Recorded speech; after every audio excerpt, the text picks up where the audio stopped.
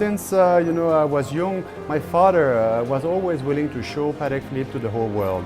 And I think here it's the same. We need to be open to everybody. We are not willing to do it only for the customer, but we're also willing to do it for people who just enjoy watchmaking.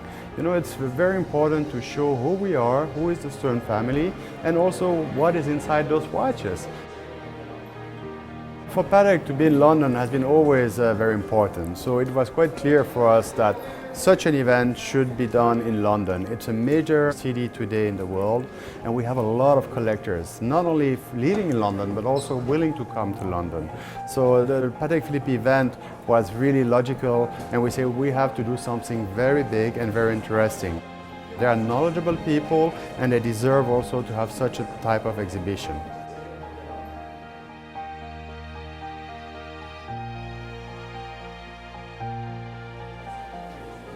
Strategically, London is the city in which Greenwich is part of. So from that perspective, I think it's very important that we are able to host such an exhibition in London. We are able to showcase a brand like Patek Philippe to a public which is becoming more and more appreciative of fine watchmaking, and the two marry themselves very well together. Maybe 10 years ago it wouldn't have been right to stage the exhibition here because the British public were not yet at a level of appreciation of fine watchmaking. Today they very much are, so there is a natural affinity with Patek Philippe, the exhibition here in London, and the British public.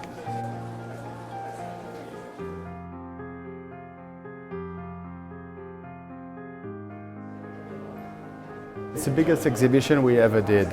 We are talking about 21 rooms dedicated to the watchmaking really skill. We are talking about watchmaker, but also about engraving. We're also talking about the movement. For example, you can see a different type of movement. We have the watchmaker who are here also to be able to explain you what they are doing.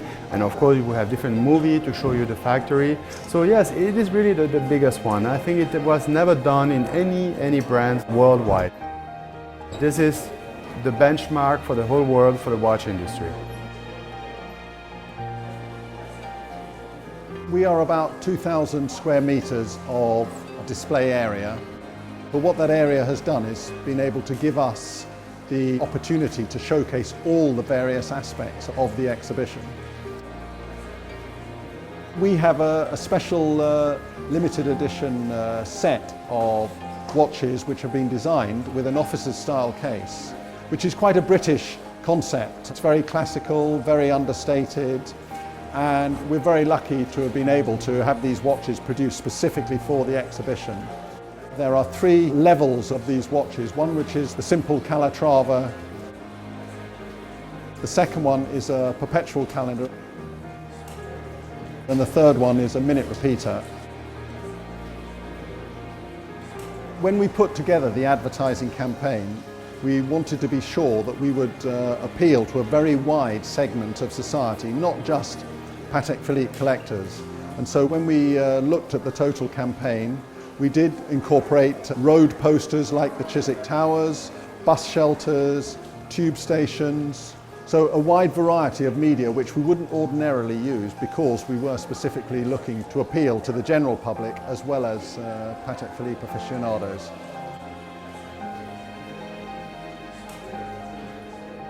We chose the Saatchi Gallery because it's really a very fantastic place, in terms of layout, in terms of rooms. It's really suited perfectly to the needs that we had.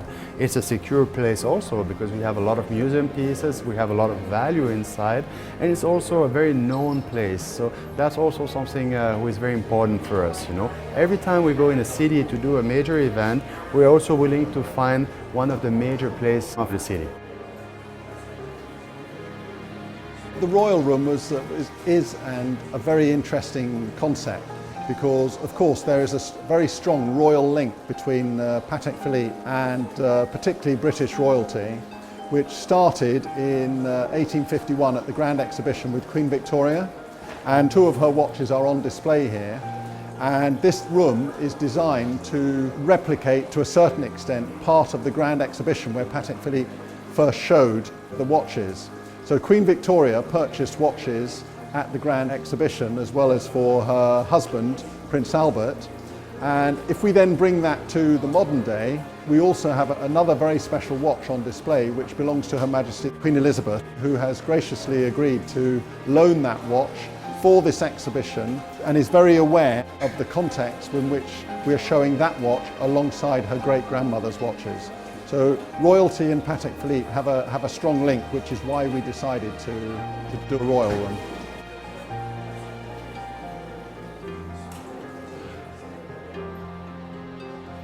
This wall actually represents the sum of the plan of the Grandmaster Chime. This piece has been done for the 175th anniversary of Patek Philippe, and we thought it would be quite interesting also that the public can also see a little bit how we fabricate a watch and what is inside. So all those plans, they do represent about 3% of all the plans that we have been making for the watch, and that allows you really to see all the parts, how they are being calculating, and after having those type of plans, then we have to fabricate them. Altogether, actually, the Grandmaster Chime represents about 1,366 parts. So what you see here is just a small amount of it, but I think it's quite interesting also to see it. And it really shows the skill of the engineer, and also after that the skill of the watchmaker who will have to finish those parts and to assemble them.